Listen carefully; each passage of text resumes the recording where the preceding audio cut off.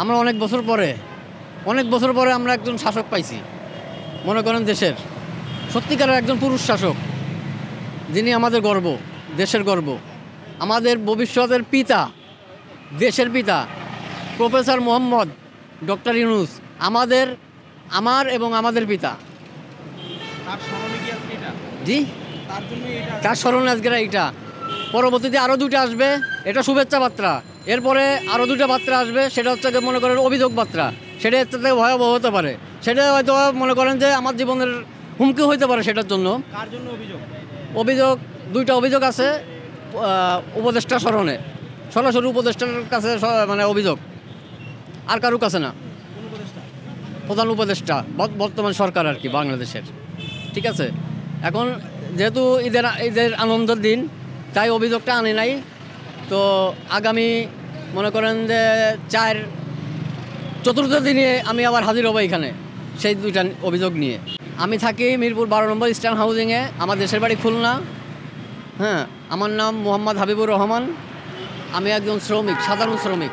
ওনার সব কিছু ভালো লাগে সব দিকের থেকেই। উনি তো আর খারাপ না, উনি দেশের সম্পদ। আমাদের ভাগ্য যে আমরা এরকম একটা সরকার পাইছি।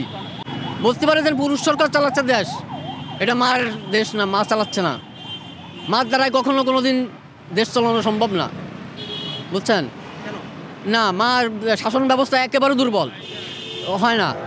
বাবার কাজ কখনো মার দ্বারা হয় না, কোনো দিনও হওয়া সম্ভব না। একজন বাবার দায়িত্ব একজন মা নিলে পরে ওই দায়িত্ব কোনোদিনও সফল হবে না। আমরা চাই সাধারণ জনগণ, কোনো দলের থেকে না, আমরা জনগণ, সাধারণ জনগণ চাই তিনি যতদিন বেঁচে থাকুক ততদিন যেন দেশটাকে সুন্দর মতন সবাইয়ের জন্য সুন্দর পরিচালনা করে দিয়ে যায়, যাতে আমরা গরিব মানুষগুলো ভালো থাকি, কোনো দুর্নীতি না থাকে, কোনো চিন্তায়, কোনো দর্শন, কোনো রকমের কোনো অপরাধমূলক যেন কাজ না থাকে। আমরা তার কাছে এই আশা করি, আর আমাদেরও বিশ্বাস তিনি তা পারবেন, সফল হবেনই ইনশাআল্লাহ। 18 কোটি মানুষের দোয়া আছে।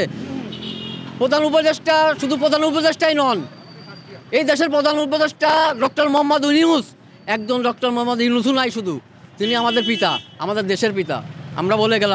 আমি বলে গেলাম ব্যক্তিগতভাবে যে তিনি সাবেক পিতাদের মতো এই বর্তমান আরও একজন পিতা এই দেশের আরও একজন পিতা, আমাদের পিতা, আমাদের সরকার।